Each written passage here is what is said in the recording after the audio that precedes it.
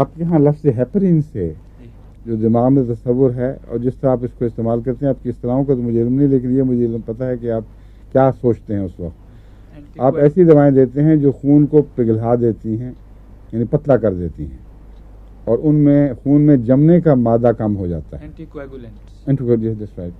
नहीं, हेपरिन के लिहाज से एंटीकोएगुलेंट है ना जी, तो उसको कोएगुलेशन, उसका दवाई का नाम हेपरिन है। जी जी, ठीक है।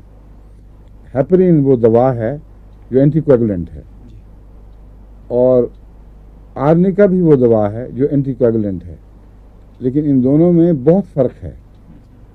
ये खून को पतला नहीं करती, आर्निका खून को पतला नहीं करती।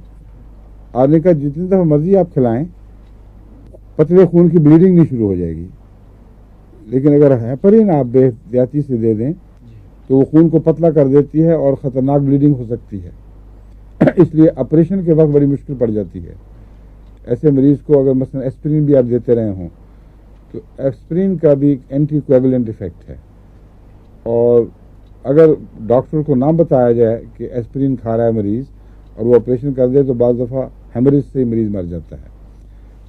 आर्निका में एक फ़ायदा है जो हेपरिन में नहीं है, कि ये क्लॉट को तो पिघलाती है लेकिन खून को पतला नहीं करती, और उसमें वक्त ज़रूर जमने की सलाहियत को ख़त्म नहीं करती। इसलिए चोटों के नतीजे में जिस्म नीला पीला हो गया हो और जगह जगह छोटे छोटे क्लॉट्स बन गए हों, या और किसी वजह से कहीं क्लॉट्स बन गए हों, वहाँ आप बग़ैर किसी ख़तरे के खौफ के, बग़ैर किसी खौफ के, ज़रर के खौफ के आर्निका को इस्तेमाल कर सकते हैं।